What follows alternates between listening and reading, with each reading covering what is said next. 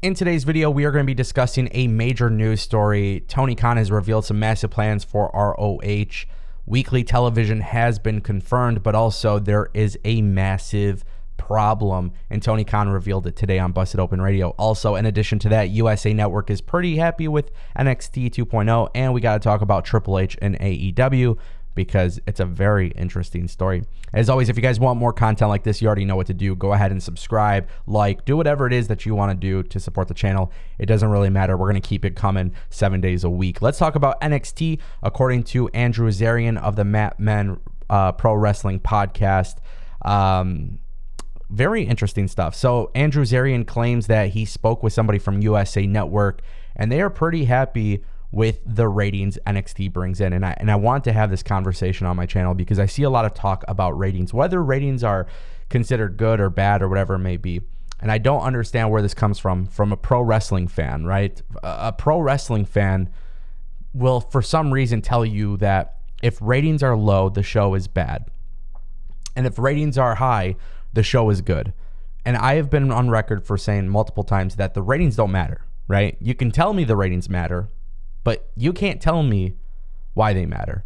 I don't give a shit about ratings. In fact, I think that's why this is so incredibly awesome to hear that USA Network is happy with NXT, because I think NXT so far has been a pretty damn good product. You know, I think the transition from black and gold to this colorful Nickelodeon look it was a terrible transition. But I do think the product is good. I like the storytelling. I like the wackiness. I like the cringiness. I like the fun and the seriousness. I like it. And, you know, I want to mention something.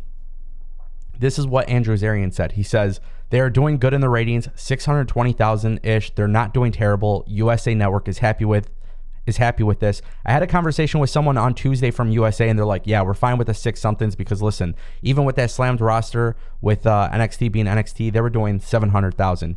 USA doesn't care if there are some WWE guys there. They just want ratings, and I think they're happy with 600 and something, you know, obviously in that range. Now, the reason why I'm talking about this, and I want to use AEW as an example, and Impact.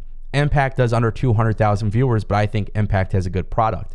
AEW hasn't hit 1 million viewers in ratings in the few weeks, but I watched AEW, and for some reason, Dynamite was a very enjoyable show despite hitting 945,000 viewers, right? So when it comes to this conversation of ratings, I want people to realize that as a fan, your opinion on ratings don't really matter, just as my opinion on the number doesn't matter. It doesn't really matter to us. Did you enjoy the show or did you not enjoy the show? Now, the ratings matter to the networks. So USA Network, Fox Network, Warner Media, right? When you look at TNT and TBS, when you look at Access TV, which isn't really fair because Anthem owns Impact and Access, but those are the people that care about ratings. We should not care about ratings. And you could talk about ratings going in the dumps. You could talk about ratings sky high, skyrocketing, all this different stuff. But I don't think the number dictates whether a show is good or bad. I think NXT has been good. I think AEW has been good. And both of those numbers aren't where they should be. But that doesn't matter. There's a lot of factors that go into ratings. And I get tired of talking about ratings. But I feel like I've been seeing this a lot recently. Oh, NXT can't do 700,000 viewers. Oh, Rampage can't do 500,000 viewers. Oh, Dynamite can't hit 1 million viewers.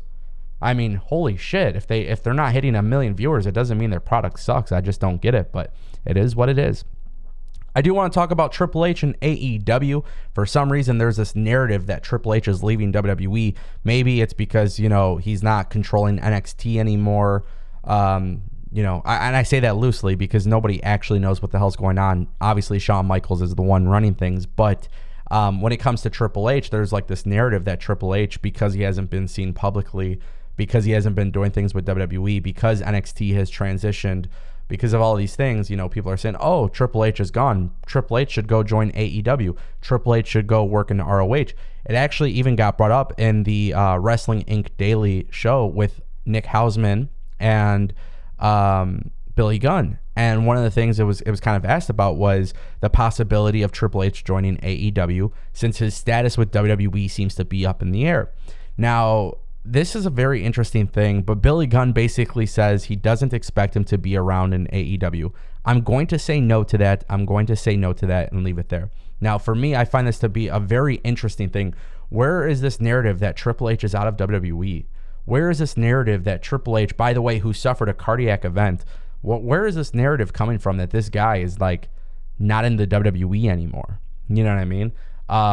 And where is this narrative that Triple H, like, where does this shit come from? Oh, Triple H should buy ROH. Triple H should go run ROH for Tony Khan. Oh, Triple H should do stuff. Like, is this like a thing that people are doing for like social media engagement and like just to like shoot the shit in fantasy book? Is that where this stuff comes from? Because I just don't see a likely situation in where Triple H, who by the way carries a very, very high title in WWE, and by the way, he there's a reason why Triple H and Stephanie McMahon wear the suits in WWE and why they're in these positions.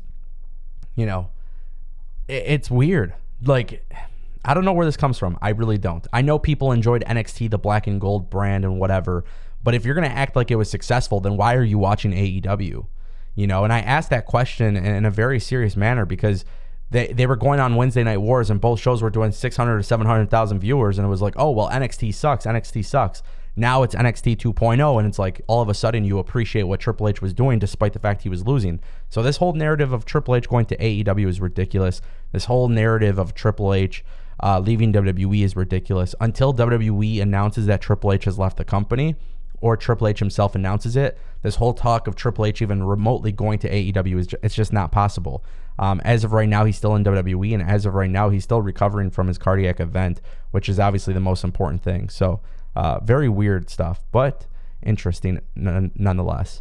And I do want to talk a lot about this Supercard of Honor stuff. Tony Khan did reveal on Busted Open Radio that the show will continue to go on, which is a very interesting thing. So specifically, he says this on Busted Open Radio. He goes, I haven't had the chance to talk about it publicly, but I thought it would be great to address it with you guys today. I had not scheduled this pay-per-view Ring of Honor Supercard, but I think it's really important for me because they sold tickets and made a commitment to the fans to still do the show.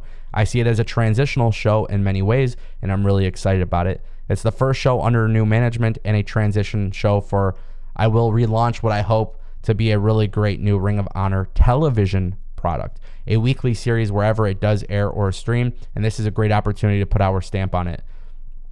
Now, something else that he mentions, he goes, because Supercard of Honor is going head-to-head with Rampage, he goes, it's a unique circumstance because there's other stuff on TV that night, including AEW Rampage. It's going to be unusual because I'm effectively in two places at once, and it's going to be a bizarre and hopefully memorable night in wrestling. I would never compete with my own show, which, by the way, that is what he's doing.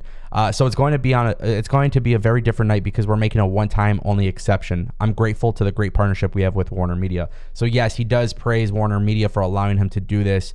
But you got to keep in mind, ROH is a separate company. Ring of Honor is a separate company from AEW. Obviously, Tony Khan owning two wrestling companies is just a very, very interesting decision. I know that there are plans to have AEW mixed up with it between the two, but you know, for him to have a second wrestling company that is going to compete with his own company, it literally just does not make sense. It does not make sense. You know, and by the way, WrestleMania weekend is what, 2.5 weeks from now. So Supercard of Honor, people don't really know what the hell's going on with it. Nobody really knows. We do know that there will be a weekly TV show for ROH. Hopefully Tony Khan starts to reveal some more plans, and hopefully it works out, because I think Tony Khan has something special by acquiring ROH, so I look forward to seeing what he can do. I just hope that going forward this doesn't become an issue. Hopefully this is literally just a rare one-time circumstance. Let me know what you guys think in the comment section down below. As always, I'll see you next time.